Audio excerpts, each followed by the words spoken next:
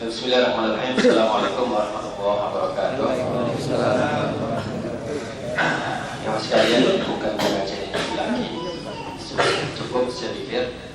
Itu pun kalau kita cerna dengan baik, sudah hari ini sudah kita cukup lah gitu ya.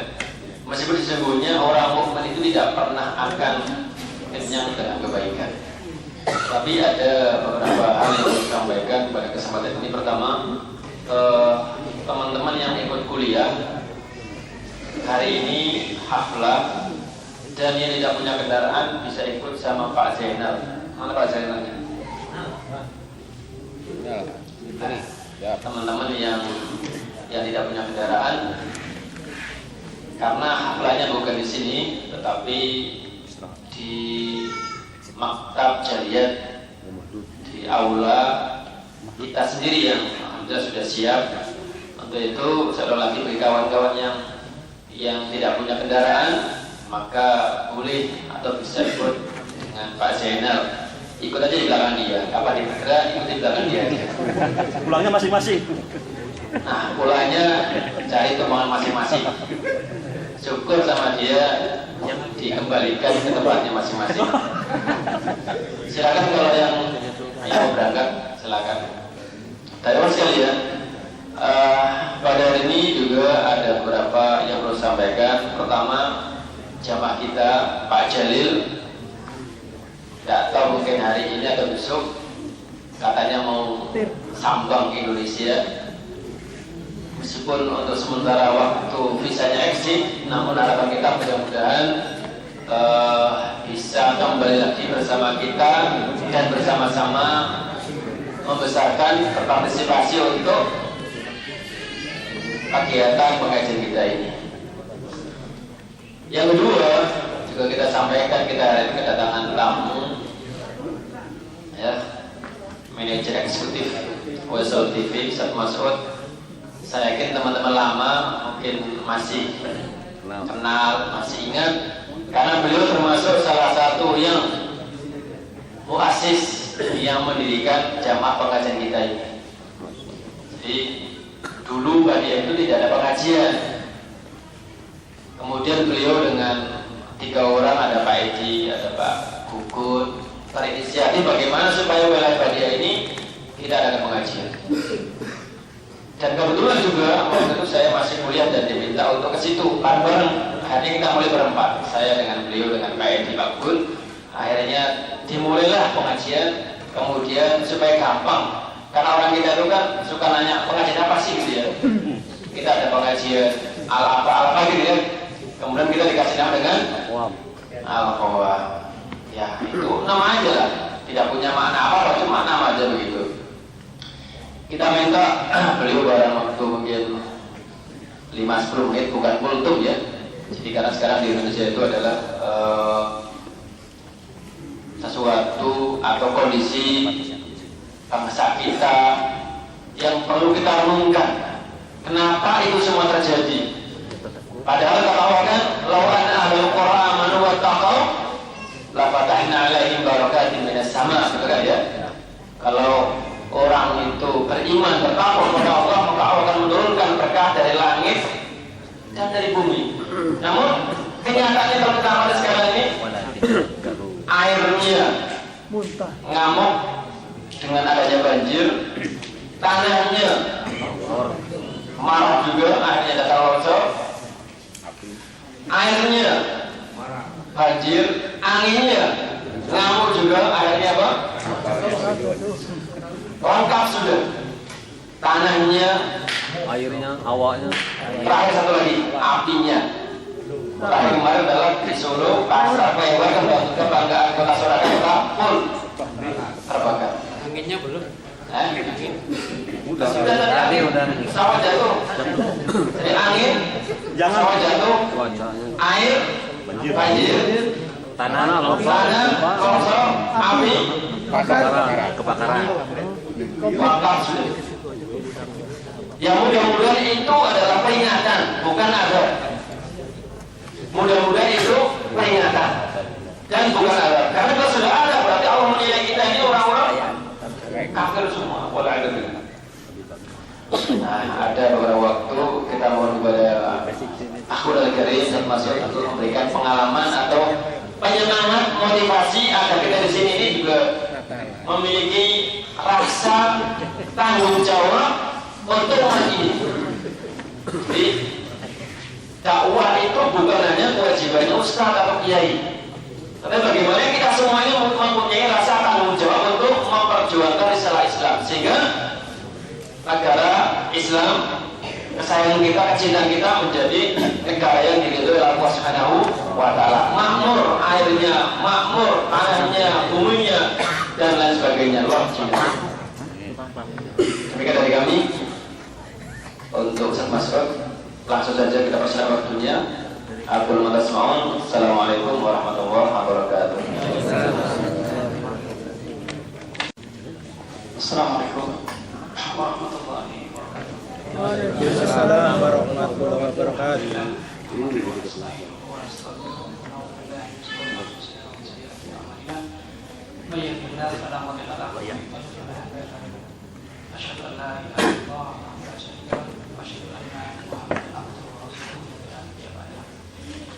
Alhamdulillah, rahimahullah. Saya nggak ingin memberikan kutub, hanya sekedar ya cerita ngalor ngidul. Sudah berhenti. Kemudian bisa menyemangati saya sendiri dan terus sekalian. Pertama tentu saja, masya Allah adalah sebuah nikmat Allah SWT bahwasanya hari ini antum masih istiqomah di majelis itu. Karena orang pada umumnya akan semangat kalau ada seruan-seruan dunia, tetapi tidak sebanyak orang yang tidak banyak orang yang kemudian tertarik dengan seruan akhirat. Maka berbahagialah kalau kita termasuk orang-orang yang juga semangat dengan seruan akhirat. Karena Allah berfirman, "Faman zuhziha 'anil nar wa udkhilal jannah faqad faz." Barang siapa yang dijauhkan dari neraka, dimasukkan dalam surga, maka dia telah sukses, telah beruntung. Sesungguhnya keberuntungan di akhirat tidak bisa dilepaskan dari majelis-majelis ilmu. Dan ini harus disyukuri, harus terus dipupuk, disemangati untuk sampai kita istiqomah sampai hari akhirat, sampai kita meninggal tetap istiqomah di majelis-majelis ilmu. Yang kedua, Allah Azza wa Jalla juga, Rasulullah SAW mencontohkan kepada kita untuk mengambil asbab, untuk mengambil sebab-sebab eksistensi kaum muslimin baik di sini maupun di Indonesia, sehingga segala upaya dakwah sebagaimana tadi Ustaz sampaikan, Ustaz Abu Yahya, menjadi tanggung jawab kita semua untuk dimanapun kita berada mencoba mengambil peran dakwah semampu kita. Bahwasanya dakwah tidak harus dengan ceramah, betul. Tapi apapun yang bisa kita mampu, jangan kita sia-siakan.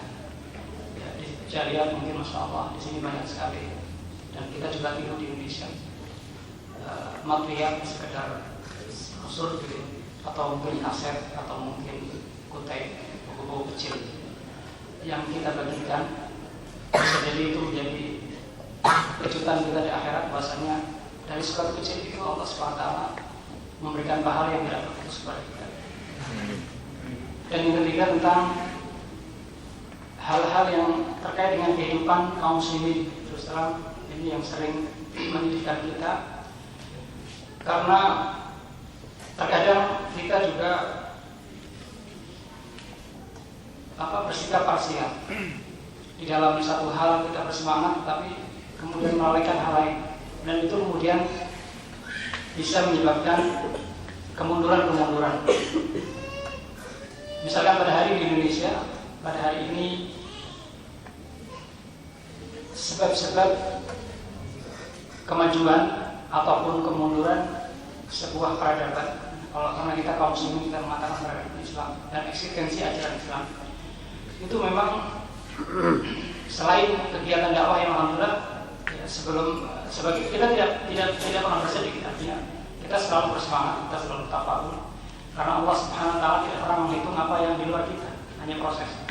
Tetapi kita melihat situasi di luar hanya untuk supaya kita bersikap lebih tepat lagi. Sebagaimana sekarang kita sadar dengan arah politika di Indonesia agak main ke kelompok non-muslim misalkan. Kita tidak perlu berkecil hati, tapi kita menjadi penyemangat untuk lebih giat berdakwah lagi, mengajak kepada kebaikan. Misalkan juga kegiatan ekonomi sekarang relatif dijadikan sebagai alat untuk memang juga menghantam Islam misalkan. Kalau di Saudi kita lihat mall-mall semua yang buat mungkin kaum muslim, jadi warnanya bisa disebuah dengan warna yang tidak terlalu liberal. Tapi kalau Indonesia mungkin yang bangun mall misalkan orang Cina misalkan seperti itu. Merah semua. Ya, jadi termasuk pertelevisian. Iklan itu masyarakat pergi yang tidak rajin ngaji hanya mendengar pengarahan khutbah Jumat seminggu sekali, tetapi mendengar TV, melihat televisi, mengakhiri televisi banyak sekali. Mungkin sejam survei membuktikan rakyat Indonesia menonton antara 4 sampai 8 jam per hari. Ya. Jadi televisi juga memegang peran penting untuk masyarakat dididik diwarnai oleh pemilik televisi. Ketika televisi kemudian seperti itu ya, maka perlu lagi untuk kemudian kita mendakwai pemilik televisi, bahkan mengisi televisi sendiri. Dan di Indonesia alhamdulillah saat ini di level satelit ya, parabola dengan segala kekurangannya, ada Roja TV, ada Sal TV, Salam TV, ada mulai mungkin ada 6 atau 5 televisi, orang bisa mendengarkan siaran dakwah dengan lebih mudah. Tetapi bagaimanapun juga tidak bisa menggantikan kehadiran orang-orang datang ke majelis ilmu, karena lain. Ada televisi hanyalah penunjang, adalah majelis ilmu adalah hal yang pokok. Dan sebagai penutup, Anda cuma ingin mengingatkan pada diri Anda pribadi dan Anda sekalian untuk juga mulai kita bersemangat untuk menggali potensi kita, melakukan hal-hal yang bisa bermanfaat untuk umat pada sisi-sisi kemasyarakatan. Karena terus terang subhanallah, Allah Azza wa Jalla memberikan kelebihan yang banyak asal kita kemudian kita terus mau serius ya. Seperti misalkan hari ini Allah Azza wa Jalla menguji kita, menguji saya awalnya hanya dengan satu televisi biasa, tapi kemudian kita sungguh-sungguh kerja tanpa lelah, memohon taufik, berdoa kepada Allah SWT, meminta doa teman-teman juga. Alhamdulillah sampai hari ini dimudahkan untuk membuka 3 televisi Zafir.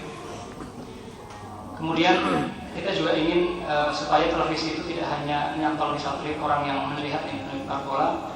Kemudian sekarang kita sedang berjuang di darat, bersaing dengan TV One, dengan Metro TV, dengan yang lain untuk membuka TV-TV di sekitar 14 kota.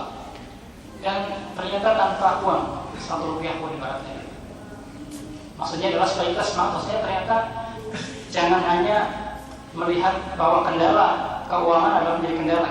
Kita 14 kota kita buka hampir tanpa mengeluarkan uang 1 rupiah pun. Padahal di 1 kota membutuhkan modal sekitar 1,5 miliar. Terus bagaimana datangnya? Tidak ada juga bantuan dari Timur Tengah. Dari mana datangnya? Datangnya tentu saja Allah Azza wa Jalla memudahkan orang-orang. Ketika orang sudah sadar pentingnya televisi Islam di sebuah kota, maka orang akan iuran. Dan bukan pengusaha, sekali lagi bukan pengusaha, tapi orang-orang kaum muslimin biasa iuran, kemudian yayasan Islam, sekolah Islam. Karena perlu kita sampaikan, itu sudah pernah sampaikan. Jadi Indonesia pada hari ini masih menggunakan televisi analog yang hanya berapa belas TV besar. Dan pada tahun 2017 pemerintah Indonesia akan mengganti televisi yang besar itu, TV swasta nasional akan di stop semua. Tidak ada lagi TV swasta nasional. Akan diganti menjadi TV digital. Setiap daerah akan ada TV tersendiri. Jadi tidak ada namanya TV swasta nasional, nggak ada lagi. Itu akan di stop. Dan sekarang dibuka perizinan untuk TV lokal daerah. Jadi misalkan yang rumahmu di Surabaya misalkan, tidak akan ada TV bersiaran di Surabaya kecuali mengambil izin lokal Surabaya. dan rumahnya di Bandung misalkan tidak ada lagi di Bandung kecuali yang mengambil izin di Bandung, sehingga sekarang waktunya hari ini untuk kemudian mengambil televisi. Tapi terus terang kita tengok kanan kiri memang dan asal hampir sedikit sekali kaum muslimin yang mengetahui informasi ini. Kemudian yang tahu juga sedikit yang mengambilnya karena memang butuh biaya besar dan persiapan yang sangat banyak. Hanya dengan kemudahan dari Allah SWT kita sudah mengambil perizinan di Fakultas Bangka dan tanpa mengeluarkan uang dari masyarakat kaum muslimin. Hikmahnya adalah pertama tafaul, berprasangka baik kepada Allah Subhanahu Wa Taala. Bahwasanya kita insya Allah kalau serius, selama niatnya adalah menolong agama Allah, maka sebagaimana firman-Nya, Inna Rasulullah yang surkum mayusabik agamakum. Milikilah cita-cita yang tinggi dan mulia, tetapi di jalan Allah, maka akan merasakannya. Berbeda misalkan aku punya cita-cita, saya ingin jadi wartawan, jadi miliarder sendiri, bisnis. Niatnya akan terasa apa? Hambar.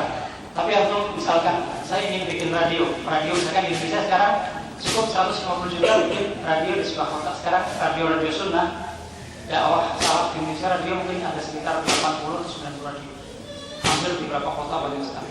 Itu dimulai dari apa? Niat salih, niat yang betul bahwasanya kita ingin mendakwakan agama Allah. Yang kedua, istihad, bersungguh-sungguh, ya, menjaga bina lanadinahum syukur. Jadi sungguh-sungguh jangan pernah menyerah, bahwa kalau punya cita-cita, sudah berani bercita-cita untuk sebisa kita untuk menolong agama Allah, untuk berbuat untuk umat Islam, baik di bidang ekonomi, di bidang apapun, di bidang dakwah, usaha. Selama itu niatnya untuk kaum muslimin, maka niat kita sudah mulia. Maka Allah insya Allah akan mempermudah dengan kita istihad sungguh-sungguh, jangan pernah berjihad, bersabar dan lain sebagainya. Mudah-mudahan alhamdulillah. Dan yang ketiga terakhir adalah belajar dan belajar. Apalagi kalau tentu saja belajar itu bukan hanya di sekolah ya. Ketika saya alhamdulillah sekarang ini sering kemarin ke Qatar, kemudian ke Malaysia, kemudian besok ke Filipina untuk training media. Padahal background saya kalau ditanya dulu di mana, saya bilang di Jariah. Jadi dulu backgroundnya kamu di mana? Saya bilang saya dulu ngajar di Jariah. Atau saya di Saudi Arabia nggak pernah punya background pertelevisian. Tetapi ketika Allah Azza sekarang memberi kesempatan untuk training televisi di beberapa negara, itu semata-mata Mbak Dawah adalah bagaimana kita belajar, sehingga dengan kita punya cita-cita yang besar untuk jalan di jalan Islam. Yang kedua, bersungguh-sungguh, jangan pernah putus asa. Yang ketiga, terus belajar tanpa henti. Allah SWT memberi kesempatan kepada kita semua sekarang berilmu, alhamdulillah, di Majelis Taklim. Besok pulang ke Indonesia mungkin punya penerbitan, mungkin punya sekedar menerbitkan buletin-buletin yang sekarang terserah di sini, dikumpulkan, dibagi-bagi gitu. Karena unik sekali mas sekalian, kita menjual misalkan beberapa produk dakwah itu sekali nawarin sekarang bisa 10, 20, 15 ribu orang beli. Kenapa? Karena ide yang bermanfaat seperti materi dakwah ilmiah yang di subhanallah kandungan ini luar biasa. Orang banyak butuh, tapi belum banyak yang tahu, belum banyak yang menawarkan. Kalau aku tawar-tawarin setiap masjid, subhanallah. Kalau boleh, semoga Allah SWT merahmati kita semua dan waktunya sudah siang. Mudah-mudahan pembicaraannya kalau ini bisa menjadi obat kangen saya kepada antum semua, dan semoga Allah SWT merahmati kita semua. Assalamualaikum warahmatullahi wabarakatuh. Masya Allah.